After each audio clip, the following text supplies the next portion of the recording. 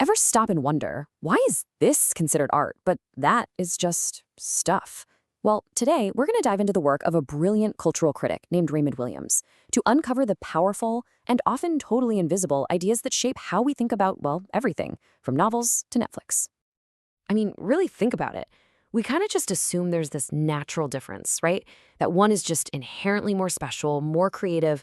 But what if I told you that whole distinction isn't natural at all? What if it was completely invented? So to really get this, we got to meet the guy who started asking these kinds of questions in the first place, Raymond Williams. He was a truly different kind of critic, mainly because he saw the whole game from the outside looking in. And the thing that's so crucial to understand about Williams is where he came from. See, unlike a lot of the big-name English critics of his day, who were from these elite big city circles, Williams was the son of a railway worker from rural Wales. And that background gave him this incredible outsider's perspective.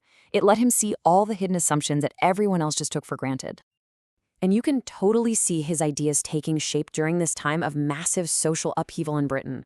His major books like Culture and Society and Marxism and Literature, they weren't just some stuffy academic papers, no way.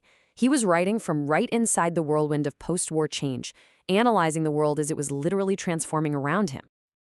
And this right here, this is at the absolute core of how he thought. He was always skeptical of nostalgia, that good old days myth.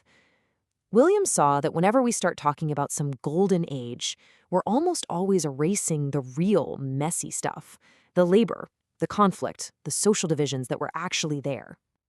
Okay, so now that we get his method, let's watch him put it to work. His first major target? Oh, it was a big one. He took aim at one of the most sacred ideas in all of culture, literature, with a capital L.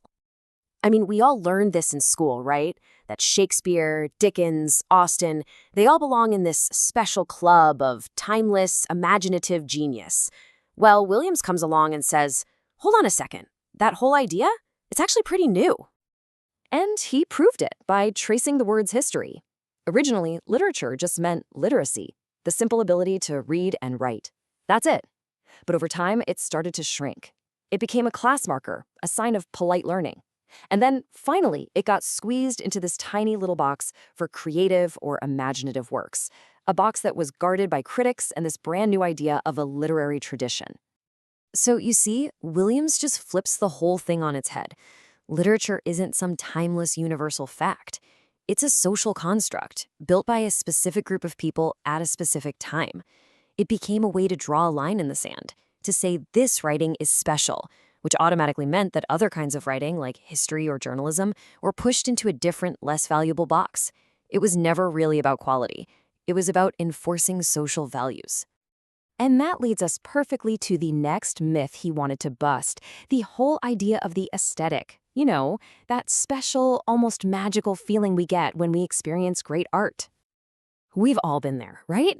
You're in a museum or at a concert, and you're just lost in the moment. The common myth is that this is some pure personal experience, totally cut off from the messy world of politics and money. But Williams says, not so fast. Even that feeling has a history. The idea of a pure aesthetic response really came about as a protest against an industrial society that was trying to slap a price tag on everything. Art became a refuge, a way of saying some things are above all that. But here's the huge irony. In trying to protect art, this idea also ripped it away from the real world of labor and production. It turned art appreciation into a passive, privileged activity called taste.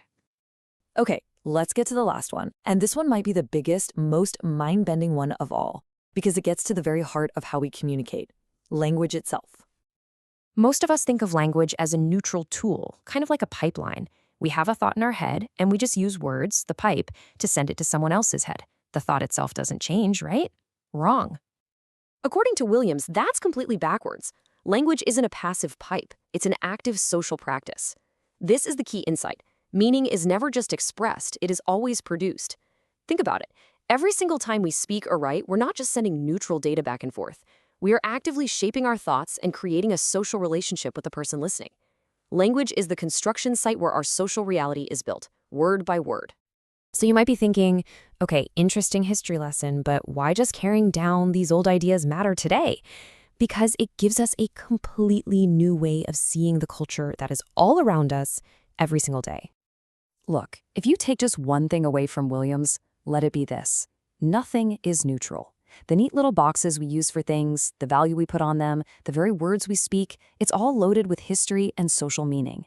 Art isn't some dead object on a museum wall. It's a living, breathing practice, a dynamic process where all of us are constantly making meaning together.